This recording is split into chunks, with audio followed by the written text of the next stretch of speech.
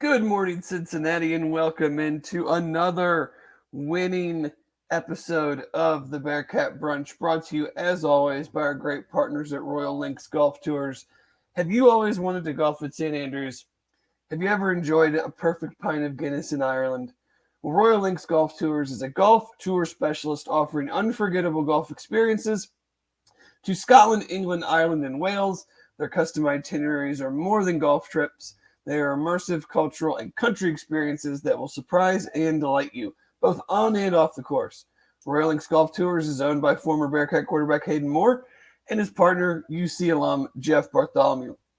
So if you'd like to play St. Andrews or Ballybunion or enjoy that perfect pint of Guinness, please visit their website at royallinksgolftours.com or call them directly at 770-331-1525. And with that, we are back to recap the Bearcats' 27-21 victory in Pittsburgh against the Pitt Panthers last night.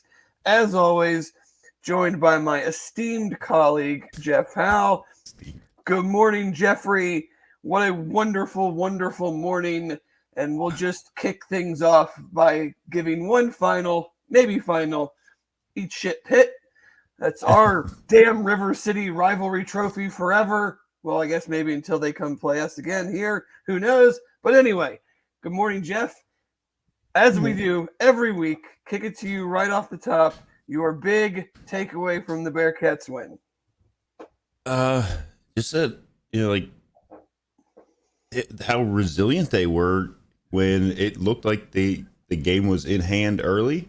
And then it was one that, maybe in the past it had heartbreak written all over it coming down to the wire, and they just, they kind of bowed their necks or whatever else you want to,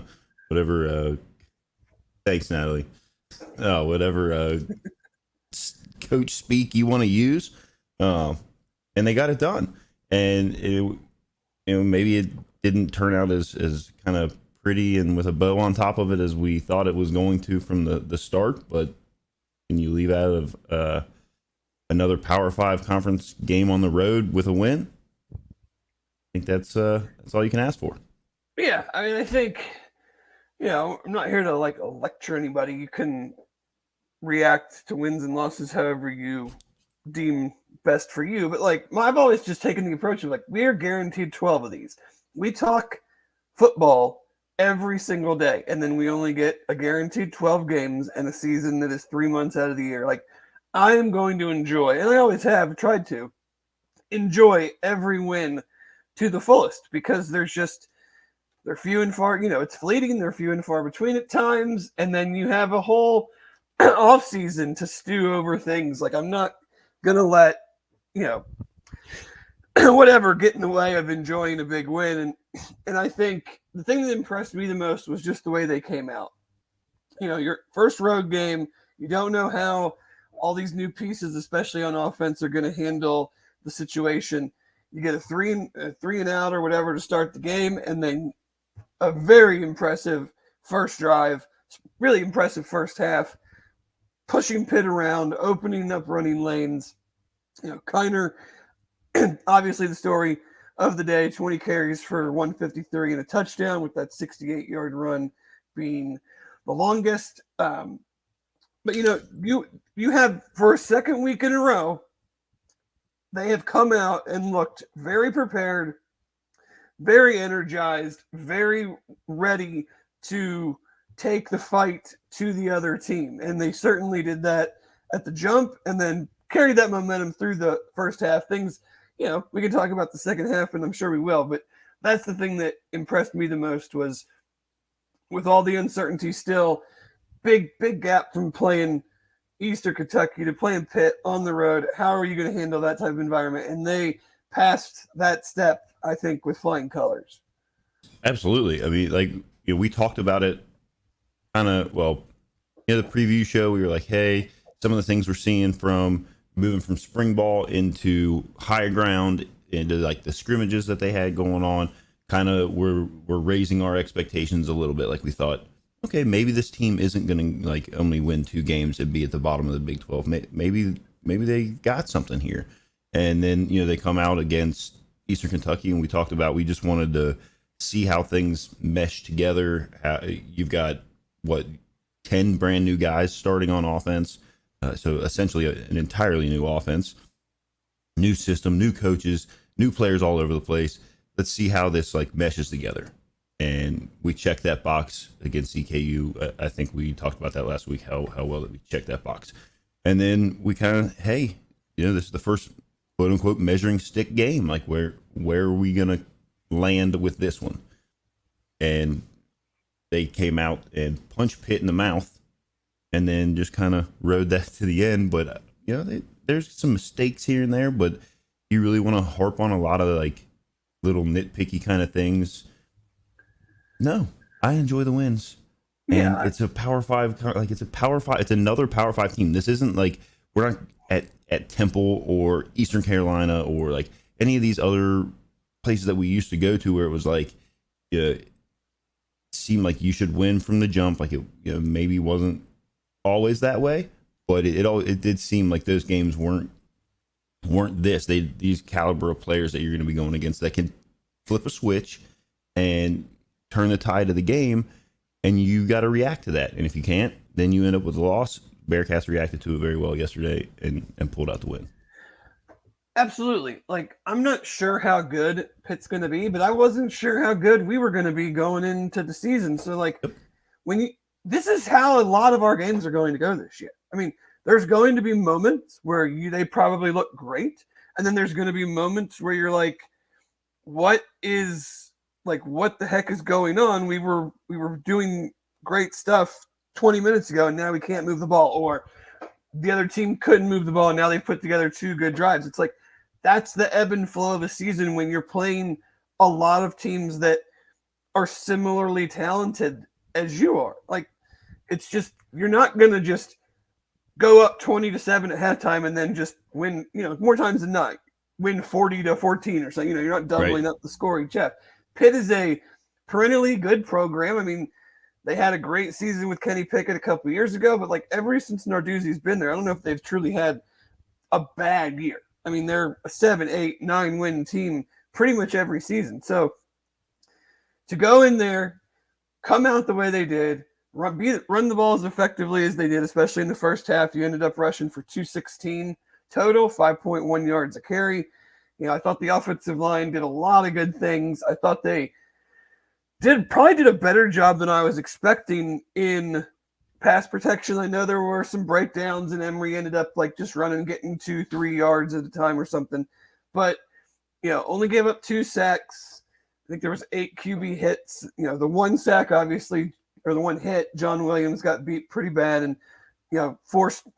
Emory got hit as soon as he threw, which forced it high. Because I think Braden Smith was actually open there on kind of the dig crosser that he was trying to complete there. But, for the most part, we talked going in, like, how many times would Emory get pressure and try to make a throw and it come back to bite? Like, don't make bad plays into terrible plays. Like, take the 2-yard gain, take the 2-yard sack. Like, and he did that even on the interception. That wasn't like a forced throw. He had him there and just got hit as he was throwing. So, I thought he only throws for 125, but he was still 18 for 26.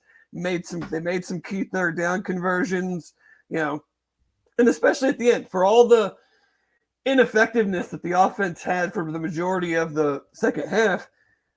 When they had to get it, and when Pitt knew what they were going to do, they were still able to get it. And I think that shows, a level of improvement even throughout the game that, we got bogged down, but we got the ball and we just need a couple first downs and we're going to run it. And they know we're going to run it, and they still couldn't stop it.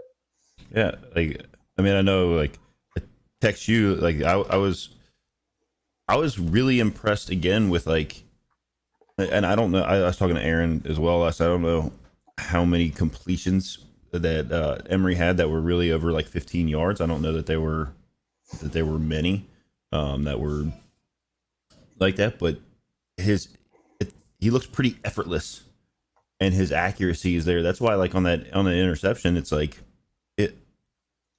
you're gonna have those. Like, that's gonna happen. sometimes somebody's going to get through. They're going to hit you when you're throwing the ball, and it's going to go offline a little bit. Like, how do you respond to it? They did a good job. Yeah. But I thought his ability to just kind of like get outside the pocket a little bit. It seems like it's a little bit more. Some of those are more designed. I didn't think he panicked really at all. I did see some people that like were freaking out and saying like, "Oh my god, he panicked so much yesterday," and he was like running all over the place, and he didn't really look comfortable, and he has no pocket presence. And I'm like, but did we watch the same game? No, Are we I watching the don't same feel that team? way because like I feel like I thought his internal clock was quick. Like he realized quickly in plays when they were bringing pressure that if my guy's not open, I'm not gonna hang back here and like hope that he gets open, like because they're coming and I'm gonna get what I can get. And sometimes that was only 2 yards. Yeah. But 2nd and 8 is way better than one hanging back there, hoping your guy gets open and taking a sack, or two hanging back there and then throwing a ball that late that you shouldn't be throwing. So, yeah, I mean, we talked coming in. They have a good defense. They have 3 very talented, very experienced defensive backs. Like guys weren't just going to be running down the field, throwing their hand up in the air like they were last week. It was going to be much more of a challenge to throw the ball in them. Now, I'm pretty surprised it was not as much of a challenge running the ball. I thought that their front 7 would be better than they were. Obviously, they got better in the second half. But, you know, offensively to go in there and just, you know, we've talked a lot about like how many points is this team going to score? How many is going to be enough with this defense? And I don't think Pitt's offense is much to write home about, but to go on the road, second game of the year, put 27 up, you're going to give your team, with the way the Big 12 is and with the way some of these teams are, you score 27, you tack on one more there, 34. You're going to give this team a chance to win a lot of games if the offense is able to do that. Yeah, absolutely. And I mean, we can also talk about going into the half, having a kicker that just, I mean, like, there was no like worry about the kick when it went up. This is a very short like side note, but it was very impressive to me. Like, there's a group of us that were talking, and it was like, this is on grass. Like, it's that field is not like always the greatest to kick on, and he buried it. So that was nice to see that we've got that potentially as a weapon that we need, or if we have to rely on it later in the season. Carter Brown definitely passed his big first test. I mean, that was a huge drive too, because you're getting the ball to start the second half, and they ping you on the 1. And if you can't get it out of there and you punt it, maybe you give up a score, but you take the ball and you drive all the way down and burn off, I think it was like the last 8 minutes or so of the second quarter, and then kick a field goal. Like, that's a huge play, because then you get like I said, you get the ball to start the second half and keep their offense off the field for, 10, 12 minutes of game time.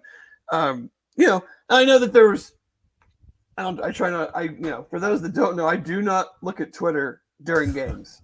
I just don't do it, because for as excited as we all were at the start, we're up 10-0, and I look at the scoreboard and there's still 7 minutes to go in the first quarter. I'm like, there's still a lot of game left. Like, It felt like a lot of game had happened because they got off to such a good start, but there's a lot of game left. And so, like, I don't look at it. I don't, very, very rarely do I look at it. Very rarely do I send anything out during an actual game. But like, yes, in the second half, I do think the play calling got more conservative, but I totally understand why. When you're up like that on the road against an offense, we'll get into their offense versus our defense, but up against an offense that really couldn't do anything to that point. Like, they didn't do anything until the fourth quarter. Yep. And you have a defense playing well. Yes, you can do some other things, but like, why are you going to have your quarterback dropping back deep, looking to throw the ball down the field, when the only bad things at that point that could really happen to you are turnovers and things of that nature? So, why are you going to put him in harm's way and run plays that take longer to develop? Like, they need to get better, obviously, across the board. Like, you almost lost the game, But like, yeah, you got to block it up better and find ways to pick up first downs in those type of situations. But I don't really fault I'm not going to be like, oh, the play calling was bad. Like, I think the execution was poor. I think Pitt played better I was just say defensively. Pitt. I mean, you've got a team that had a chance to go into the locker room at the half, kind of make some adjustments. That's the other thing that you're going to see, more often than not now, where like you're playing against better teams, and that brings along with it better coaching staffs that can look at these kids and say, look, we're going to change up XYZ. This is where we're getting killed.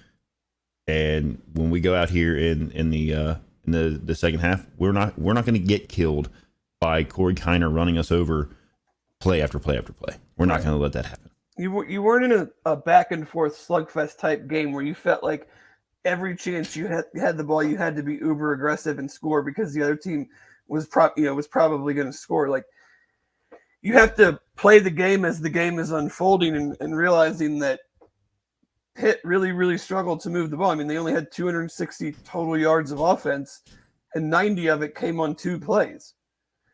And really, so they had 262 yards of offense, and 128 of it came on 3 plays. So you're not going to just put your quarterback in a spot like that.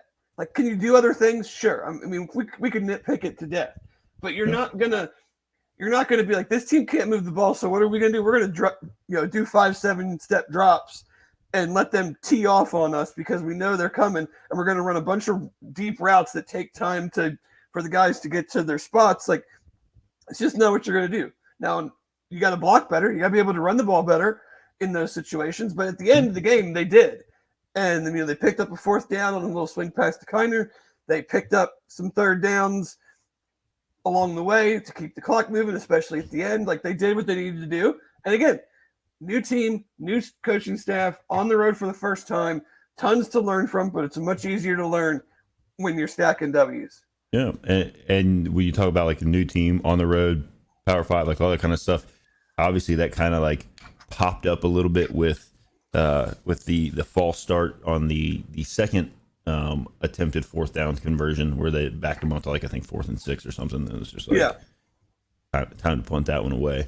And maybe that was a blessing in disguise. I don't know. I mean, I think that they probably picked that up because it was an even shorter one than. I love the aggressive nature. And you have to put your foot down at the start and say, I love the aggressive nature, and I'm also understanding of that sometimes it's not going to work. You can't be like I love to go for it, and then when it doesn't work, be like, oh, you shouldn't have gone. Like, that was stupid. I'm there all the way, and when it doesn't work, it doesn't work. But I love the aggressive nature on offense.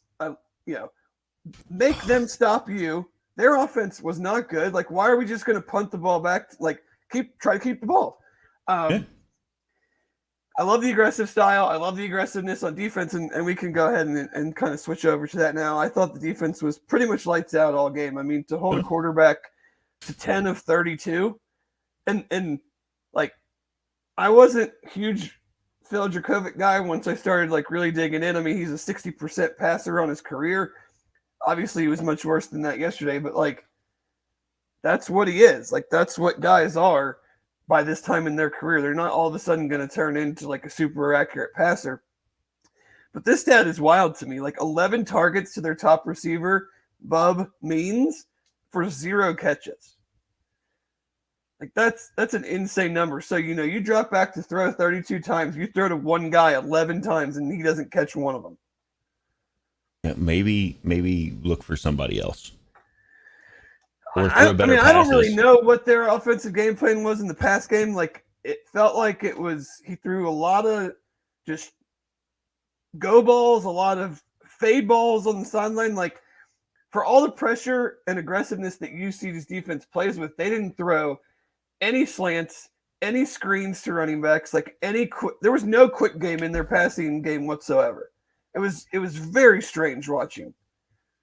Well, I don't know. Is that maybe because they, gave a whole lot of respect to the couple guys there on UC's like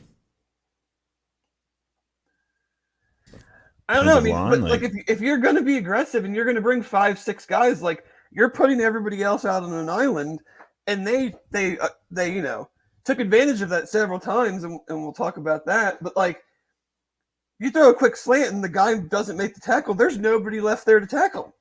Yeah. It was very odd. They only ran the ball 18 times. Like they're supposed to be a run it to set up the play action pass. And to only give your running backs 18 carries in a game like this was odd. I mean, they only ran 61 true snaps or something. But if you're going to be aggressive, 5 sacks, lots of pressure, 6 quarterback hits, 8 pass breakups. I said earlier, 262 total yards allowed.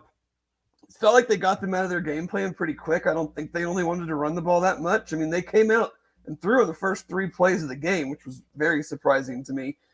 But their pass game, we're going to here's the thing. We're going to play much better passing offenses. So the secondary play does kind of worry me a little bit as we get going into Big 12 play. Like it's got to get cleaned up.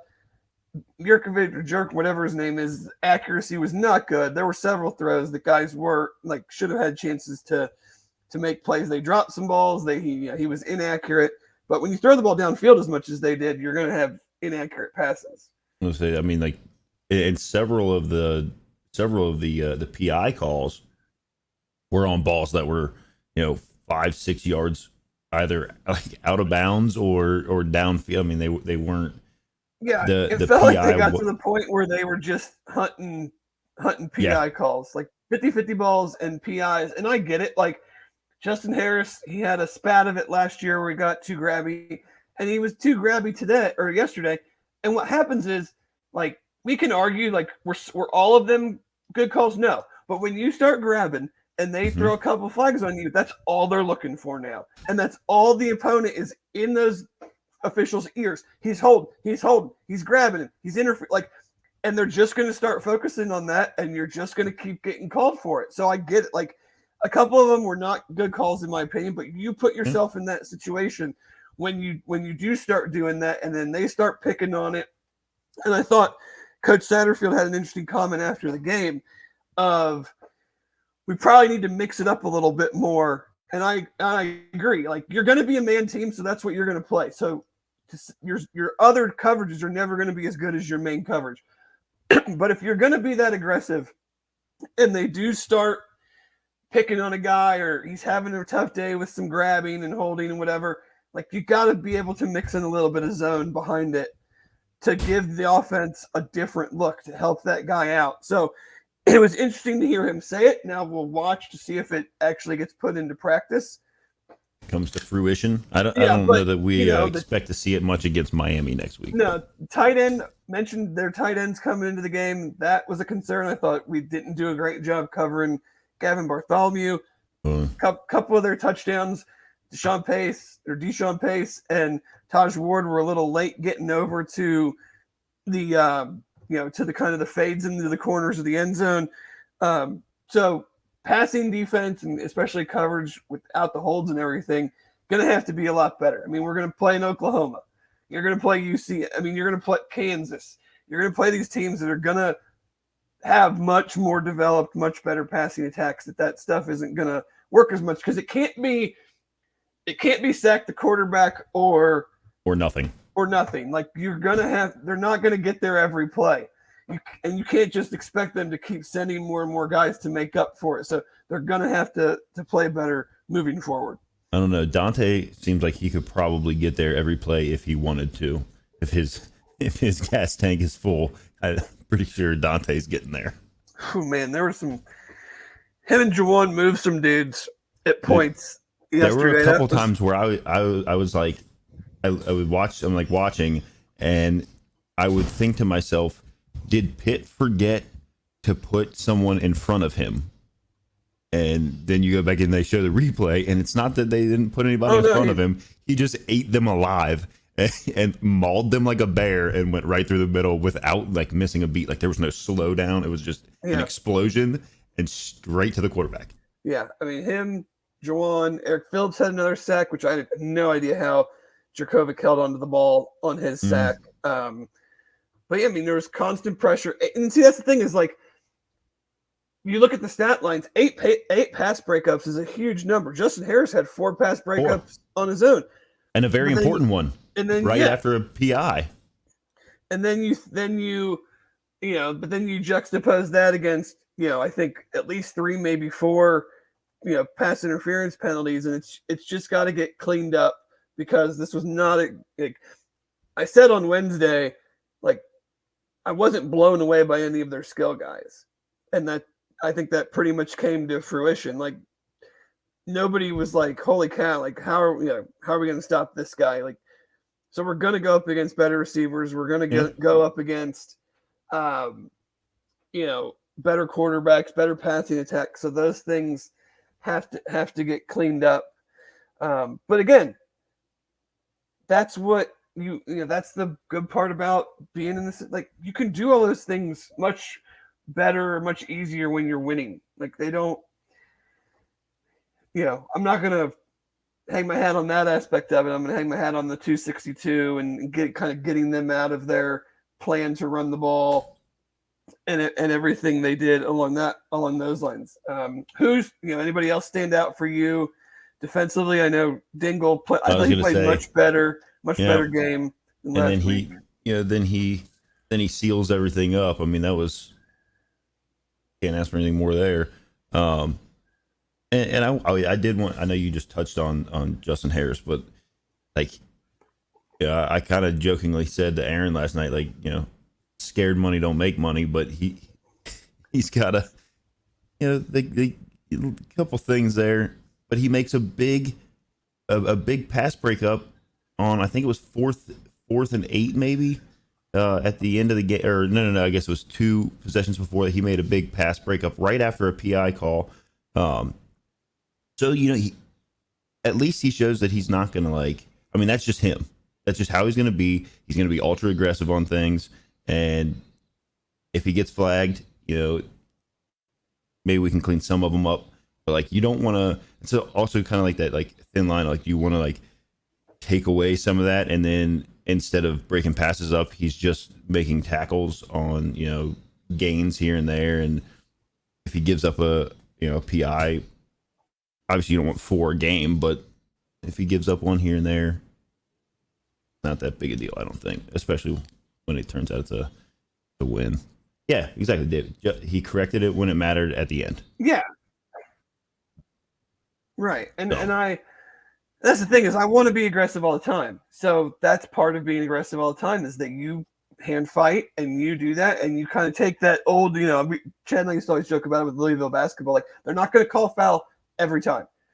They're not going to call pass interference or a grab every time. Now, they probably called a few too many, but and then you need to be able to course correct and read the situation. I think that's what maybe Satterfield was alluding to after the game. Like, we need to do a better job of reading the situation and saying, like, hey, even if we disagree with these calls, like, this is the way they're calling it right now.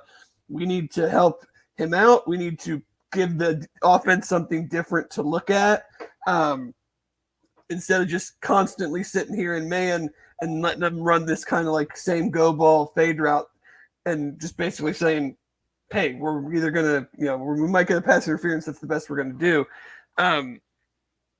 But, good things to build on. I thought the pressure was effective. I mean, they hit him several times. I thought Jurkovec kind of played his best in chaos and unlikely situations. I mean, there were several, frustrating 3rd and longs that he picked up with passes, where you're just like, man, how are, we're doing great on 1st and 2nd down, and then we give him a 3rd and 9 on a couple of those early drives, or a 3rd and 8 where he pulls one out. Like, it felt like they were, he was much better when it was kind of like a crazy situation and not just a 1st and 10 5-step drop type throw. Yeah, and the other guy, I know Chad talked about it last night. If anybody was still awake whenever they went live last night, but like Jordan Young, he played pretty well. He didn't maybe compile a huge stat line, but Well, Did they well. weren't They throwing were at him. right, exactly. And I don't know if that was because they felt like the better matchup was on the other side or what, but yeah, I Maybe when they mean, got that first PI on Harrison, they're like, you know, oh, here we go. I think it's pretty clear in this situation that probably missed Sammy, but it's good experience for Justin to be out there, and you're going to very rarely go through a season where you don't need your backups to step in, and he got Mm-hmm. good reps, and it's good things to learn from, and understand that you just can't use your hands that much, and some officials are going to let you do it, and some aren't. So, it doesn't seem like Sammy's going to be out too long. Hopefully, Miami. I mean, I don't know if they'll need him against Miami, but if if the guy's healthy, he should play. Right. Yeah, you would want him to. But Chris Wise I brings think up. it's. Oh, sorry. Go ahead. Oh no, I was just gonna say Chris Wise bringing up threats when he laid the wood, and they like I thought for sure because I don't know if you got a chance to watch any of the Kansas Illinois game on Thursday. Yeah, some of it. It seemed, and like I don't know if a point of emphasis again or whatever, but it seems like it's more and more if the hit is really loud or an explosive, like they're just gonna flag it and then look at it. Now, it seems like they've gotten them right, and then like, review it. Yeah, I mean that was nuts. I mean, it was just a great hit, shoulder to shoulder. He didn't launch. Like there was nothing there for them to call. But yeah, I mean, I think it's hard to believe. We won. I don't really give a shit, but like it's hard to believe that we grabbed as much as we did, and their DBs didn't grab at all. That type of thing. Like I know your DBs are good; they're real good, but like the refs were clearly throwing PIs, but they didn't. But Pitt didn't have any. Yeah, right. And it was a Big 12 crew too, I think. So yeah, well, there's. Maybe they came over from the AAC a little bit. We'll learn quick. Everybody hates their refs. Yep. Right. Exactly. Whatever. But yeah, I mean, I think it's just a very I'm not going to get out over my skis. It's a very, very solid win. I am, Dave. For a team still building, still but everybody should be thrilled about it. Like right. The experts in Las Vegas said this team was going to win 4 or 5 games, and they've won 2 already. And they might, these 2 teams might be the 2 worst teams they play all year. I don't know, but these are the data points we have. They're 2-0. A lot of teams aren't 2-0. Like I don't really care how it happened. This particular season. The one thing I do want to talk about that we didn't talk about that I feel like needs to at least get a little shout out on here is the Braden Smith pass and then his catch. Oh yeah, that he had later. I mean, the catch that he made. It's like a guy in the Texas receiver made not as diving, but I think it's the hardest catch in football when you are running full speed and you have to look legitimately like directly over your head and totally lose focus of where you are in the field because you're just running and you're hoping you're running in the right spot, but it's such a hard catch, and for him to make that on the sideline like that, be able to get a knee down before he went out of it. I mean, one of the best catches I've ever seen. The play kind of reminded me a little bit of the Bengals touchdown to Hayden Hurst in the Bills playoff game where he kind of hesitated like he was going to block and then ran by because as Emery rolled out, you could see they wanted you to think it was going to be kind of like a wide receiver screen type play, and then Braden busted it out down the corner. Really good play design, but the catch, yeah, I mean, and the throw, unreal catch to put the ball right there was Tom points out the throw is pretty elite as well, but I mean, he certainly put the ball where only his receiver was going to catch it, and then for Braden to be able to just contort his body, like you said, looking back up over your head this way, but also he's laying out and sideways. Yeah, and then when they're like, "Oh, we're reviewing it," because because normally, like, yeah, every score, turnover, Oh, whatever I gets totally. reviewed. I mean, I didn't think he called. I mean, I didn't think he was inbounds. My oldest son that I was watching with was like, I think he landed out of bounds. Like, I think he was in the air when they went back to like the slow mo and his knee, like, it was very clear that his knee hit, and I was like, that is one incredible catch. I mean, that was the only part of his body that landed inbounds. Yeah, it was his right knee. His legs were up in the air. You know, like literally, that little piece of his right knee was the only part that landed inbounds. So, yeah, just a unreal play, unreal catch. So, you know, you're just stacking things on top of each other. Yeah, Emery only threw for 125, but 18 for 26, didn't put the ball in bad spots, didn't try to do too much, you know, felt the pressure and then took what he could get. And, you know, that's all I'm asking for in situations like that against good defenses is just don't put your team in a bad spot. Don't think that on this throw at the beginning of the third quarter that's, you know, going to be a throw that we absolutely have to make. Like, just live to, you know, it's such a cliche, live to fight another down, live to play another down. But like in this game, it was razor thin at the end. And, you know, any time before that you're, you know, you gave them extra chances could have cost them the game. So I thought the way they played offensively was a smart way to play, build the lead, and then not sit on the ball, but like, don't give them, like, their offense wasn't doing anything until the fourth quarter. Don't give them a 30-yard field. Like, punt the ball and play some defense. It's not the end of the world. Right. Make them line up in front of you and keep doing, you know, what they had started to do, but were not able to do for the majority of the game. So make them go as far as possible. Yeah. You got things to clean up. I mean, we talked the secondary. You know, I thought they didn't cover the tight end well. That was a concern coming in. We don't have a lot of guys with tons of experience covering the tight end. You know, on the 160-yard play, he just got it was pretty much a busted coverage. He got lost and then didn't tackle well, and that play gave him, you know, an extra 20 yards. But I mean, still, 262 yards.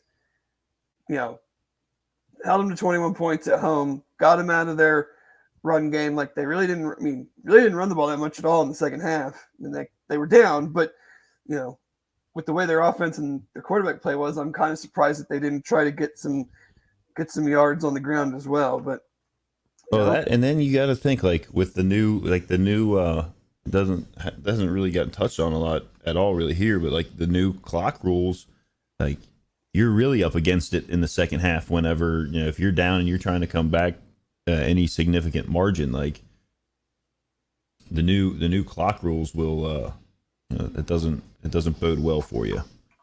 So yeah, I mean, I don't know yet how much it's really shaving off. Like, it can't be more than a handful of plays, but you're still good. It's still a handful of plays. So, like, in UC's offensive case, the way they're probably going to be constructed this year, it's probably a helpful rule. Yeah.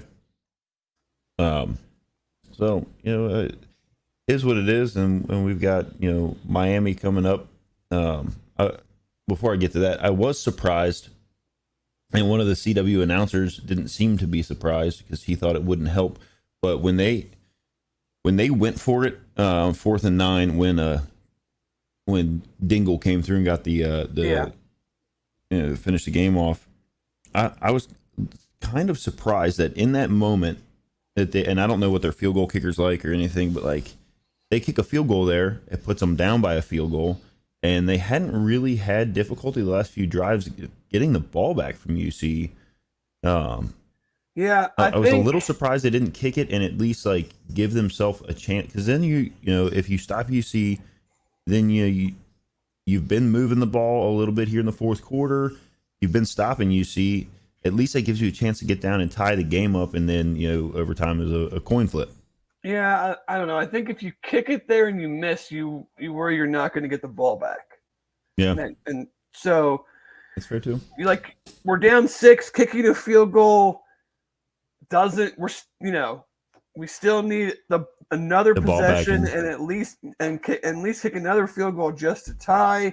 Like, I figured. I mean, I thought they would go for it there. I would have gone for it there, only down 6. And so, that didn't surprise me a ton. I don't like, I'm usually not like this, but I could only handle those announcers for a quarter. I turn the volume off. I know it's an ACC broadcast, but it seemed pretty bad. But whatever. We won, so I don't care. Exactly. But no, I think we are, 2-0. Yeah. Chris Wise brings up, like you said, a lot of teams aren't 2-0. One of those teams. A lot of teams. Is up in a northern. I mean, in a northern state. I guess this is a question. Again, 2 data points. It's a question we'll probably dig into more. But is UC good? Is that a question to talk about? Because I had a buddy that is an Ohio State fan, like a full-on Ohio State fan through and through. Went there like the whole 9. Goes to games all the time, whatever. And he sent me a text. It was about halfway through, and was like, "Is UC gonna be pretty good this year?" I think that text went out and that tweet went out from a lot of people when it was 20-7, and people were like, "Oh, okay," but I'm like, again, I keep saying data points, but so we dog walk EKU, and then they go into Lexington, and it's a close game in the third, fourth quarter before Kentucky, pulled away and won by 11. So and I think most people thought Kentucky was going to be pretty good this year. Was EKU looking ahead last week? Well, I mean, to their big in-state rival, were they not really focused on the Bearcats, and that's why we beat them so bad? But transitive properties, but you're right. You are what you're 2-0. Not going to bat my eyes at it. Obviously, have Miami coming up, and then Oklahoma, which Oklahoma was in a tight one in the fourth quarter with SMU, 14-11, before they scored. They got a couple touchdowns. And so they got a couple cheapies. Well, I don't know if they were really cheapies, but it just seemed like it was boom, boom. They got I don't know if there were some mistakes or whatever made in the game. Yeah, no, I don't think they were the high from the UC game. So I don't think they were cheap scores. It was just a close game, and then they got the ball and scored, got a 3 and out, and scored to get right again, and pretty much ended it there. But we'll see. I mean, you got two at home, and we'll just see how it goes. Who jumped out to you around the nation yesterday? Texas.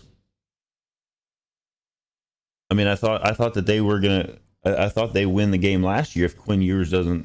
That was a game he got hurt in last year, and I thought they played Alabama. They were playing them tough until he got hurt. They were at least with them, and not that really helps. People. I was talking to my brother-in-law. People. The Alabama loss doesn't help boost UC up into the top 25 by folks falling out, but there were some teams towards the back end of the top 25 that lost, and I think UC probably will. If they had won the game, I think the way that they had started it, score wise, I think that would have maybe given them a little more attention as far as top 25 votes. And I know that wasn't the exact question, but I get off on the sidetrack sometimes. So Alabama losing to Texas was like that. Shedeur Sanders, I think, is almost at 1,000 yards passing through 2 games, so that's pretty wild. Other than that, I don't. What UCF won on a last-second field goal over Boise State, and then Rice over Houston. Yeah, there was a lot of Red Bull and vodkas last night with no Red Bull, I think. down there for old Dana. Poor guy. My big takeaway, you mentioned Texas. I was watching that on my phone while I was watching the UC games, but not being able to pay attention to it play for play. But I mean, that fourth quarter, they just put the hammer down, scored 21 points. My other big takeaway is I said Michigan was going to win the title. Mm-hmm. I'm not going to change my pick. But man, USC's offense is fun to watch. Holy cow, do they got some dudes. I mean, when we got home, we went to my parents to watch the game, and then when we got home, I watched some of their game, and still in the first half, they put up 49 in the first half like it was nothing. And I'm just sitting here going, okay, like their defense isn't great, but are you going to score 50? Yeah. Like they're off. They Like, got some running back transfer. A guy transferred in from South Carolina that had a run that I was just like, damn. And then they got this true freshman, Zachariah Branch, that's just second return touchdown of the season already. Like just an electric player. And with Caleb Williams, as long as he stays healthy, like I'm not sure how you score with those guys. who have they played so far? They played San Jose State. Stanford last night. Okay, so San Jose State, they put up 56 and allowed 28. Nevada, they put up 66, only allowed 14. And then yesterday they put up 56 and only go 10 points. Like that's like when you have that kind of cushion, like your defense really doesn't need to be now. Yeah, because what are their defenses you like? make the other team one-dimensional, and if you just get a one or two interceptions or a couple sacks and make them punt, like they're not going to go they're not going to go down and score with you every possession. I mean, They're like I cannot wait to watch them. Do they? Well, are you looking at their schedule? yeah. So they play Arizona State. Do they play Washington? Yes. I mean, cannot wait for that game. And then cannot wait for the Oregon. Like Washington USC is going to be a great game. They play Colorado in 2 weeks. And then they play Notre Dame in a month. And then Washington in about 2 months. Yeah. And then Oregon, UCLA. Something I'll be watching. Like I thought it was going to be good, but when you actually got to sit down and watch them, because they'd been on Pac-12 Network the first couple of weeks against much inferior opponents, but just sitting down and watching that offense, I'm just like, whoa, buddy. Well, yeah, I mean, like you said, it's just like if it's that high powered, like who's going to hang with that? Like if you got a guy that's obviously, like you said, like maybe these opponents aren't exactly the greatest, but like you're still hanging 56, 66, 56. It's, okay, so maybe you knock that down to like 40, 42, whatever. Like it's still a hell of a lot of points to make up for on the other side of the ball. The thing is, they're scoring 56 without trying to score in the second half. Yeah. So, like, if the other team is scoring, they're just going to keep the foot down. That could be a story to watch. Anybody in the Big 12 jump out at you, good or bad? Like again, 2 games. I'm not ready to put teams in categories of like real good. I think Texas and Kansas State are real good. Yeah. I think there's a whole bunch of teams that I'm like good ? And then I think UC falls in the good ? category. Yeah, for sure. Baylor concerns me. That's 6 losses in a row. Starting quarterbacks out another 2 weeks at least. They have a layup game this week, but then they go Texas at UCF, Texas Tech before a bye when they play us. Like they were a team I thought was going to be better than they maybe are. That UC now, kind of going into the season, maybe that was you were looking at that as a loss. Now that's maybe a coin flip, a toss, right? And it depends if UC remove because let's be honest, like. We're going to play Miami this week. I don't know that we're going to get a whole lot of answers to many questions. I don't even know if those guys are back. I don't even know that there's that many questions, like true questions outside of is UC like legitimate? Right. Like are they legitimate good? But then the week after that, you could still get an answer to that question that UC is pretty good if Oklahoma is also like very, very good. Right. Like if you get the answer that, Oklahoma is very, very good, UC could still be good. Yeah, for sure. I mean, I don't even know if Miami's back to Oxford yet. After their, what I think was like a 6 or 7 hour weather delay.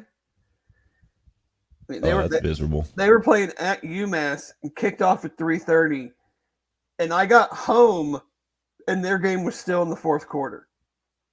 That's miserable. So by the time they got out of Boston and got their way back to Oxford, that's a long day. Yeah, I mean, I think there's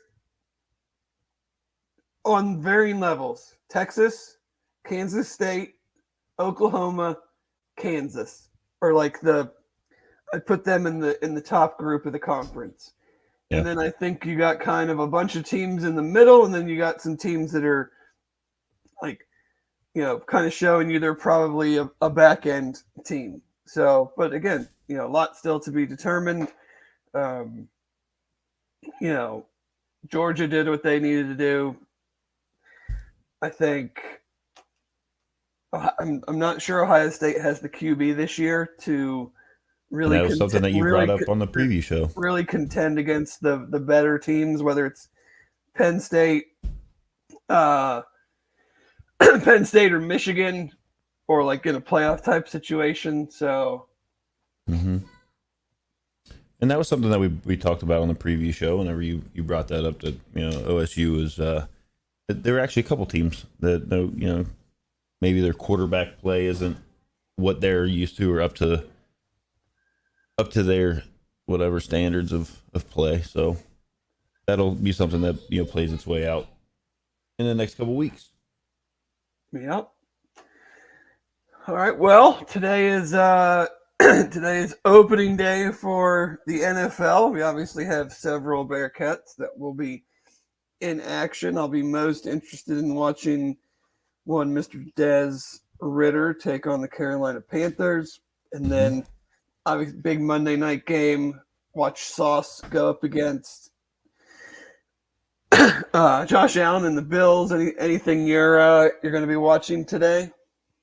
Well, I'm going to have to watch the Bengals game on my phone because I have to take my kids to birthday parties. But I just want to see the Bengals like come out and handle business against Cleveland. I fully expect them to lose today. The Bengals? Yes, because they do not beat the Browns. Damn it, Dave. When you just accept it, you don't get mad about it when it doesn't happen. Listen, they don't beat the Browns. They beat everybody else. They don't beat the Browns. I've come a long way of not being overly negative when my Bearcats when things start looking the other direction during Bearcats games, and I'm trying to do that with the Bengals too. All right. I'm not being negative. I just accept it. I don't want to accept it. I can't listen to all these Browns fans all over the place. Like, I'm gonna have to take up your stance and not use Twitter during any games that I'm watching. It's very, very freeing to just sit there and watch a game and not look at your phone. It's quite a nice feeling. Let's look at the injury report. No, I mean, you've got a lot of guys. Obviously want to see how Ivan does in his start for the Vikings. Yes. I think I'll be getting the Sunday ticket so I can watch the Falcons and my other NFC team, the Lions, who are on their way to a Cat Super Bowl, Bengals Lions. Yo, have some of that, Chiefs fans. Yeah. So we will, Saturday. Look, weather looks outstanding for next Saturday. We get a nip at night, regular season Saturday nip at night. Man, I'm already ready to go. Got the Bearcats 2-0, looking to go to 3-0. Keep the bell for, what's closing in on a quarter of a. Are we canceling that rivalry too, Chad? I was just curious. You guys aren't going to talk about the UConn Georgia State game? No interest. What happened? We're leaving that for you on the nightcap. It was close. 35-14 Georgia State. Oh, the shine is off Jim Moore Jr. UConn is back. They're back to be in dog shit. That's all I wanted to add to the show. You guys have a wonderful morning. You too. Thanks, Chad. You too. Oh man. Yeah, it'll be. I'm just fired up, man. Yeah, excited. and 2-0, baby. How can you not be excited? I was so excited last night. I tweeted it out. I was happy to see that the other people were just as excited at the end of the game, even after some people were ready to jump off ledges and cliffs and diving boards into whatever. But let them. Hey, it's not right. I mean, look, we're in a good conference that we want to be in with good competition. We're going to be playing tough teams. We're not going to have a walk in the park every week. And if we can keep playing the way that we played the first 2 weeks, I think we're going to win a lot of games and be very successful. And we're not going to go up to Wazoo and come away with an L from the Pac-2. It's tough. Pac-12. They finally lost their first games of the season as a conference late last night. Arizona State lost and Stanford lost. Like, it's the only losses the conference has all year. The conference is going out with a bang. The conference of champions going out with a bang. Oh man! All right. But that should wrap it up. Again, thank you to Jeff. Thank you to Royal Links Golf Tours. Thank you to everybody that was in the thread today. We really, really appreciate it. Had a great crowd this morning. Please like, subscribe, do all that things that podcast people tell you to do. Tell your friends to come join us on Sunday mornings. And we will be back next Sunday, 10 o'clock, same time. Looking forward to hopefully recapping yet another win in the Victory Bell series against Miami.